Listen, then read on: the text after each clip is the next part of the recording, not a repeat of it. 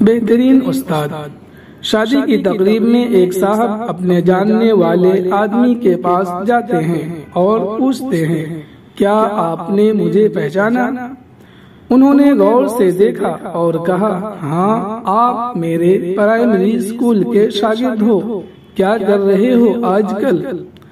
شاگرد نے جواب دیا کہ میں بھی آپ کی طرح اسکول ٹیچر ہوں اور ٹیچر بننے کی یہ خواہش مجھ میں آپ ہی کی وجہ سے پیدا ہوئی۔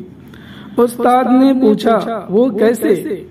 شاگرد نے جواب دیا، آپ کو یاد ہے کہ ایک بار کلاس کے ایک لڑکے کی بہت خوبصورت گھڑی چوری ہو گئی تھی اور وہ گھڑی میں نے چرائی تھی۔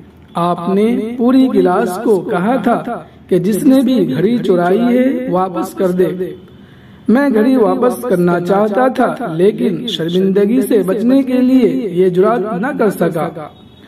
آپ نے پوری کلاس کو دیوار کی طرف منہ کر کے آنکھیں بند کر کے کھڑے ہونے کا حکم دیا اور سب کی جیبوں کی تلاشی لی اور میری جیب سے گھڑی نکال کر بھی میرا نام لیے بغیر وہ گھڑی اس کے مالک کو دے دی اور مجھے کبھی اس عمل پر شرمندہ نہ کیا۔ میں نے اسی دن سے استاد بننے کا تہیہ کر لیا تھا۔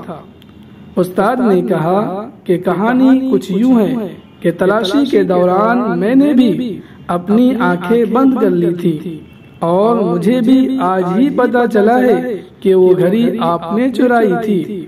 کیا ہم ایسے استاد بن سکتے ہیں جو اپنے اعمال سے بچوں کو استاد بننے کی ترغیب دے سکیں، نہ کہ چھوٹی چھوٹی غلطیوں پر بچوں کو پوری کلاس کے سامنے شرمندہ کریں؟